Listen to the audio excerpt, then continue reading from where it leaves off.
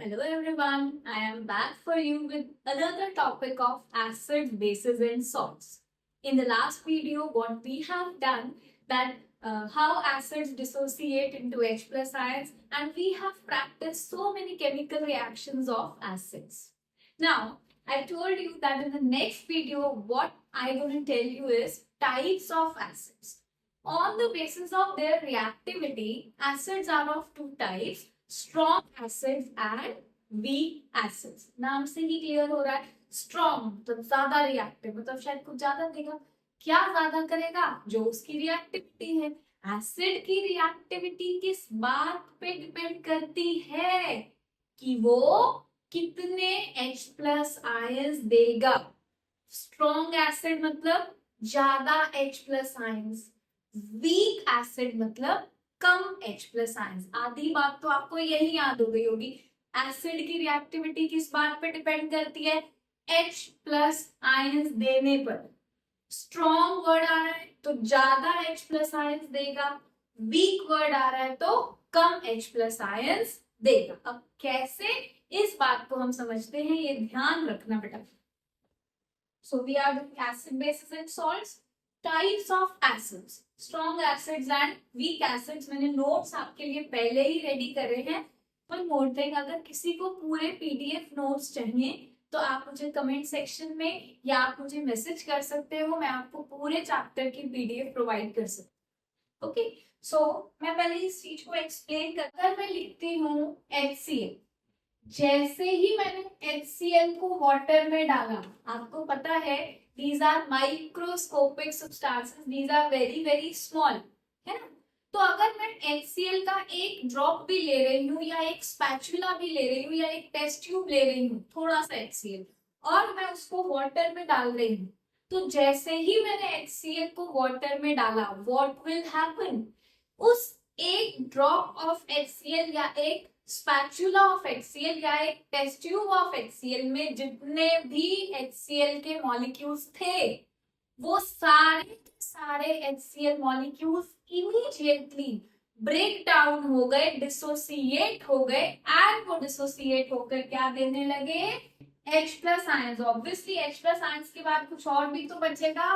क्या बचेगा? Cl minus. तो कहने का मतलब उन्होंने वेट नहीं करा, जितने भी HCl के मॉलिक्यूल्स थे सारे के सारे एक साथ ब्रेक हुए, इमीडिएटली ब्रेक हुए, वाटर में डालने के बाद डिसोसिएट हो गए, जिसकी वजह से हमें एक ही टाइम पर सॉल्यूशन में large number of H plus ions मिले, क्योंकि ये क्या है? Strong acid. इस टाइप की डिसोसिएशन को बोलते हैं बेटा कंप्लीट डिसोसिएशन. क्या बोलते हैं? Complete dissociation. डिसोसिएशन मतलब ब्रेक होना, अपने आयंस में ब्रेक होना. कंप्लीट मतलब इमीडिएटली सारे के सारे मॉलिक्यूल्स, ऑल मॉलिक्यूल्स जितने भी हैं. ऐसा नहीं है कि कुछ ब्रेक हुए कुछ ब्रेक नहीं हुए. क्या मैम ऐसा भी होता है? क्या होता है? लेकिन स्ट्रॉन्ग एसिड्स में एक साथ सारे के सारे मॉलिक्यूल्स ब्रेक हो जाएंगे, डिसोसिएट हो जाएंगे, जिसकी वजह से हमें at the time large number of H plus ions मिलेंगे. तो स्ट्रॉन्ग एसिड्स की डेफिनेशन हमें समझ में आ गई. Those acids which dissociate completely when dissolved in water to give large number of H plus ions. मैं फिर से रिपीट करती हूँ, उस एक स्पैचुला ऑफ एसिड में या एक ड्रॉप ऑफ एसिड में या एक आपने टेस्ट ट्यूब भर के एसिड डाला पानी के अंदर, उस एक टेस्ट ट्यूब एसिड में जितने भी HCl के मॉलिक्यूल्स थे, एक दो नहीं लाखों करोड़ों मिलियंस मिलियंस हो, सॉरी, वो सारे के सारे ब्रेक हो गए. वो सारे के सारे ब्रेक होकर क्या दे रहे हैं? H plus ions and Cl minus ions, जिसकी वजह से सॉल्यूशन में large number of H plus and Cl minus मिले. तो अगर मैंने एक कंटेनर लिया, इसमें ऑलरेडी वाटर था और मैंने HCl डाला, as soon as I added the HCl in this container, it will break all the molecules, sorry, will break into H plus and Cl minus ions. कोई भी HCl का molecule इस form में नहीं होगा, सारे के सारे ब्रेक होकर इस फॉर्म में प्रेजेंट होंगे, जिसकी वजह से वो large number of H plus ions देंगे. तो मैंने क्या बोला? Those acids which dissociate completely to give large number of, जब completely break होगा तो ज्यादा आयंस मिलेंगे. completely break होने का मतलब जितने थे सब टूट गए. Those acids which dissociate completely to give large number of H plus ions when dissolved in water. Those acids are called as strong acids. Okay, HCl हो गया, H2SO4 हो गया, HNO3 हो गया. These are all strong acids. ये किसके examples हैं? Strong acid के. जैसे H2SO4 वाटर में डालते ही क्या देगा? एक H2SO4. One molecule of H2SO4 gives 2 H plus ions and 1 sulfate ion. तो कई सारे मॉलिक्यूल्स होंगे, कई सारे H plus and sulfate ion. इसका मतलब H plus ions डबल होंगे सल्फेट आयंस के. अगर सल्फेट आयंस 20 लाख है तो H plus ions 40 लाख होंगे. Similarly, HNO3 will dissociate to give H plus ions and nitrate ions. This arrow shows complete dissociation. बार बार बोल रही हूं, complete dissociation का मतलब जितने भी मॉलिक्यूल्स थे पानी में डालते ही सबके सब ब्रेक हो गए, सबके सब डिसोसिएट हो गए to give large number of constituent ions. So these are all strong acids. फिर मैम वीक एसिड क्या होता है? वीक एसिड वो होते हैं बेटा जो कंप्लीटली डिसोसिएट नहीं होते, which dissociate partially. मैम ये पार्शियली डिसोसिएट होने का मतलब क्या होता है? इसका मतलब मैंने जब एक टेस्ट ट्यूब भर के एसिटिक एसिड को वाटर में डाला, उस एक test tube of acetic acid में एसिटिक एसिड के बहुत सारे मॉलिक्यूल्स थे. अग्री? बिल्कुल अग्री. लेकिन वो सारे के सारे इमीडिएटली ब्रेक नहीं हुए. कुछ अपने आयंस में डिसोसिएट हुए, कुछ नहीं. फिर जो डिसोसिएट हो चुके थे आयंस में वो रिकंबाइन होकर मॉलिक्यूल बन गए, और जो कुछ पहले मॉलिक्यूल्स डिसोसिएट नहीं हुए थे अब और डिसोसिएट हो गए. तो एक इक्विलिब्रियम समझते हो? मैं आगे भी जा रही हूँ, मैं पीछे भी जा रही हूँ. अगर मैं 2 स्टेप आगे जा रही हूँ और मैं 1 स्टेप पीछे आ रही हूँ तो मेरी स्पीड कम हो जाए. यही अगर मैं सिर्फ फॉरवर्ड स्टेप रख रही हूँ सारे, तो मैं जल्दी पहुंच जाऊंगी. सिमिलरली स्ट्रॉन्ग एसिड में वो सिर्फ फॉरवर्ड रिएक्शन जा रही थी, बैकवर्ड नहीं जा रही थी. लेकिन वीक एसिड में रिएक्शन फॉरवर्ड भी जा रही है और रिएक्शन बैकवर्ड भी जा रही है. यानी कुछ मॉलिक्यूल्स डिसोसिएट होकर आयंस में कन्वर्ट हो रहे हैं, लेकिन कुछ आयंस रिकंबाइन. एरो देख रहे हो? ये फॉरवर्ड और ये बैकवर्ड, यानी कि 2 प्रोसेस हो रहे हैं. इससे ये बन रहा है, आयंस टूट रहे हैं, वापस भी हो रहा है. कुछ आयंस कंबाइन होकर वापस CH3COOH भी दे रहे हैं. इसीलिए मैंने बोला था उसमें लेसर नंबर ऑफ आयंस मिलेंगे. अगर हमारे पास 3 लाख 5 लाख मॉलिक्यूल्स हैं तो इमीडिएटली 5 लाख आयंस नहीं मिलेंगे. कुछ मॉलिक्यूल्स आयंस में ब्रेक होंगे, कुछ रिकंबाइन होंगे, फिर ब्रेक होंगे, फिर रिकंबाइन होंगे, फिर ब्रेक होंगे, फिर रिकंबाइन होंगे, and this process will go on. That's why at a time solution के अंदर ये फॉर्म भी प्रेजेंट होगी और ये फॉर्म भी प्रेजेंट होगी. कुछ मॉलिक्यूल्स इस फॉर्म में प्रेजेंट होंगे कुछ मॉलिक्यूल्स इस फॉर्म में प्रेजेंट होंगे जिसकी वजह से H प्लस आयंस कंपैरेटिवली कम होंगे। इसको बोलते हैं बेटा पार्शियल डिसोसिएशन। अब मैं आपको रीड करवाती हूँ मैंने क्या नोट्स में लिखा है, बिल्कुल अब आपको क्लियर हो जाएगा। मैं डायरेक्टली ये रीड कराती तो आपको लगता पता नहीं मैम क्या बोल रही हूँ, लेकिन अब आपको क्लियर होगा एक एक वर्ड।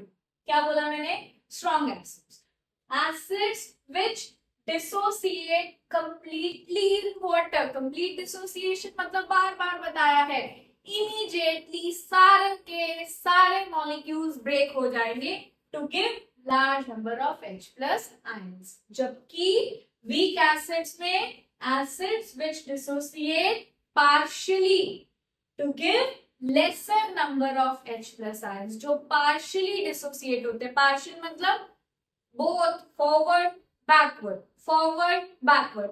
कुछ मॉलिक्यूल्स डिसोसिएट हो रहे हैं, कुछ आयंस जो डिसोसिएट हो चुके थे वो रिकंबाइन होकर मॉलिक्यूल बन रहे हैं, है ना। इसे बोलते हैं partial dissociation.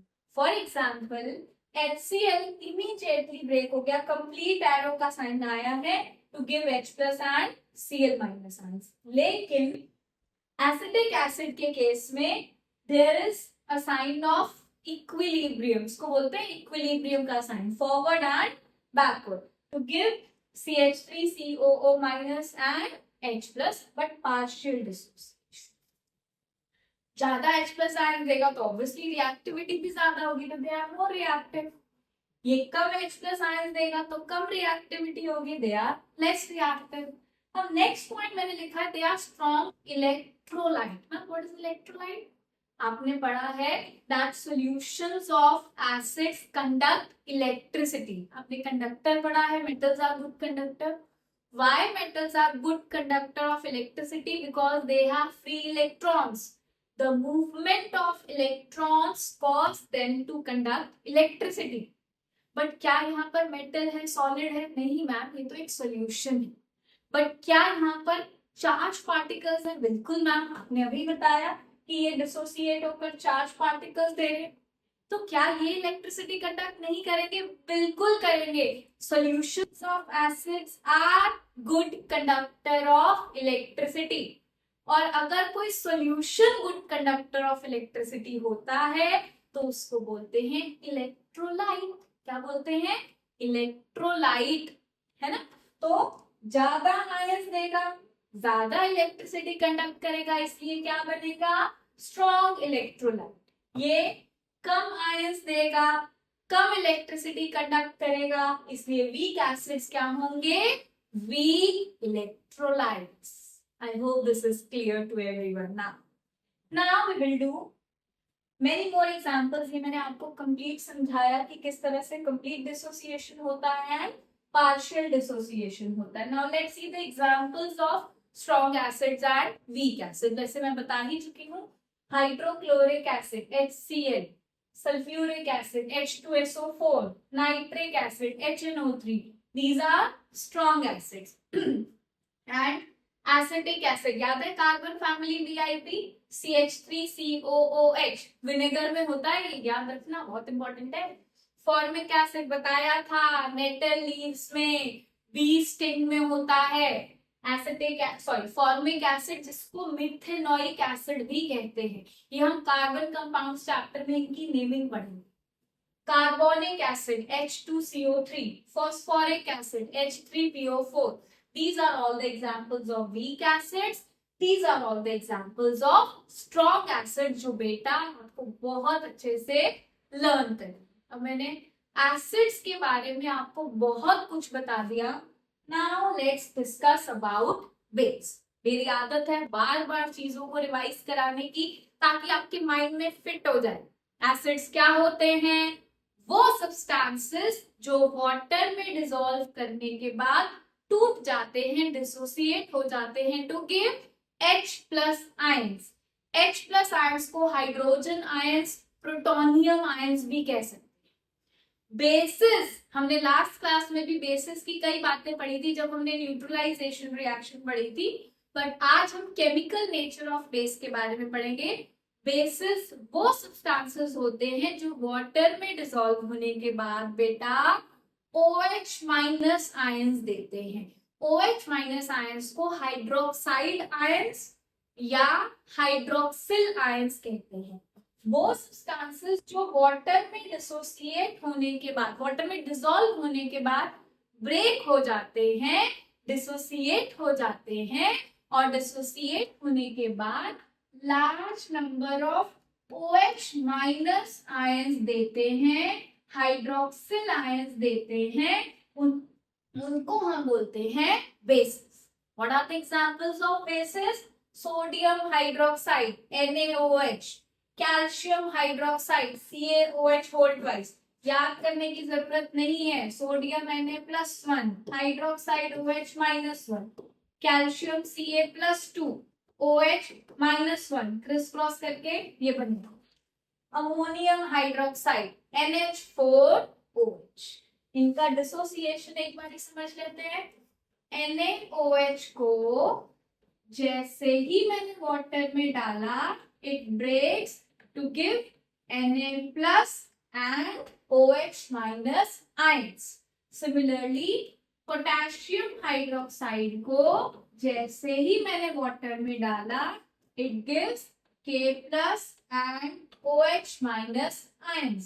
Similarly, magnesium hydroxide को जब मैंने वाटर में डाला, it gives Mg2+ ions and 2 OH minus ions, 2 hydroxide ions. तो वो सब्सटेंसेस जो वाटर में डिसॉल्व होने के बाद OH माइनस आयंस देते हैं, उन्हें क्या बोलते हैं? बेसिस बोलते हैं। आई होप ये chemical nature of basis, examples of basis and types of acid, strong acid, weak acids आपको अच्छे से क्लियर हुआ होगा। कोई डाउट हो या आप किसी भी चैप्टर के नोट्स या वीडियो क्लासेस चाहते हो तो आप मुझे कमेंट सेक्शन में या मैसेज करके बता सकते हैं। नेक्स्ट वीडियो में मैं आपको types of basis and chemical reactions of basis के बारे में बताऊंगी। अब मेरी वीडियोस काफी रेगुलरली आपको देखने को मिलेंगी। Thank you so much.